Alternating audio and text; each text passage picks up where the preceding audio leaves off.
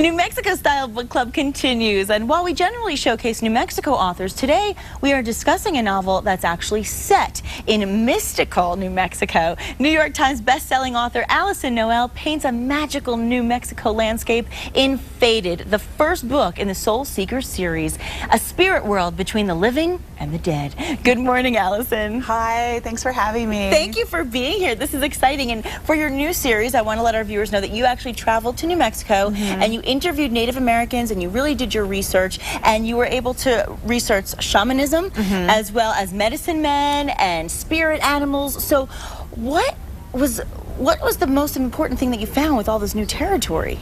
That there's just so much more to learn and that there's so much more ground to cover, which is exciting because it's going to be a 4-book series. Exciting. It was just really a great chance to get out there and, you know, short of moving to New Mexico, which I would love to do, to get out there and just really get a feel for the landscape, the people, the rich cultural mix that you have here, and just parlay all that into the book. It is exciting, isn't it? I mean, I want to know why initially you decided to choose New Mexico and create the fictional town of Enchantment. Well, I love the name, by the way, Enchantment. It's perfect.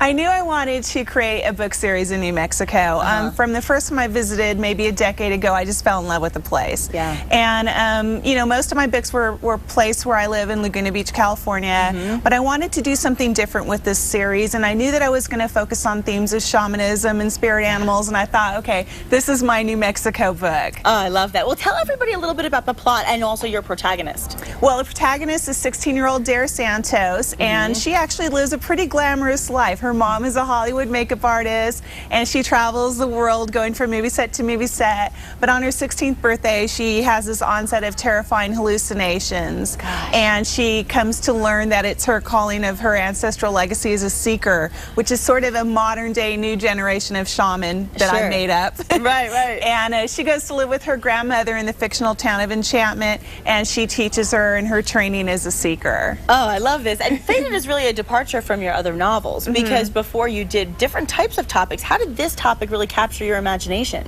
Well, I'm really into doing research. Even though I write a lot of fantastical worlds, I like to ground them as much in reality as I can. Good. So for my last series, the Immortal series, I did a ton of research on mediums and psychics and all sorts of metaphysical themes, and shamanism kept cropping up in all the reading I was doing, and you know, it's to the point where I couldn't ignore it anymore, and I thought, you know, this would be a really interesting theme to explore in my next series. And then as I started putting it together in the New Mexico theme, it just all gelled and fit. Well, speaking of exploring, you were actually a flight attendant and then you turned into a best-selling author. That's a really big deal. What was that journey like?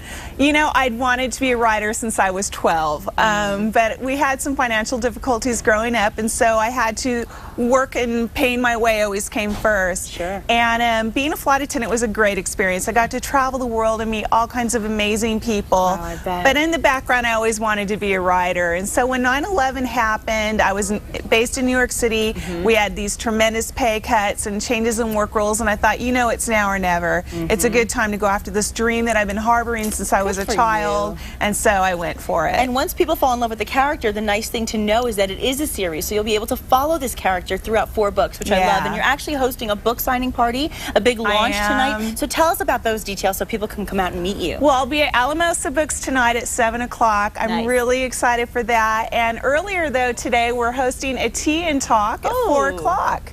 And you can get tickets for that either on site or at the Alamosa bookstore. Oh, fantastic. I love that, the tea and talk. That's fabulous. And by the way, Laguna Beach is a gorgeous place. It's a beautiful place, but I'm so glad that you decided to embark onto a journey to New Mexico and share that perspective with all of your readers. That's wonderful. Me too, and it gives me a good, you know, excuse to come back. Yeah, and you've got the Southwest look down. You've got the turquoise jewelry and everything. I love it. You've got New Mexico style, my friend.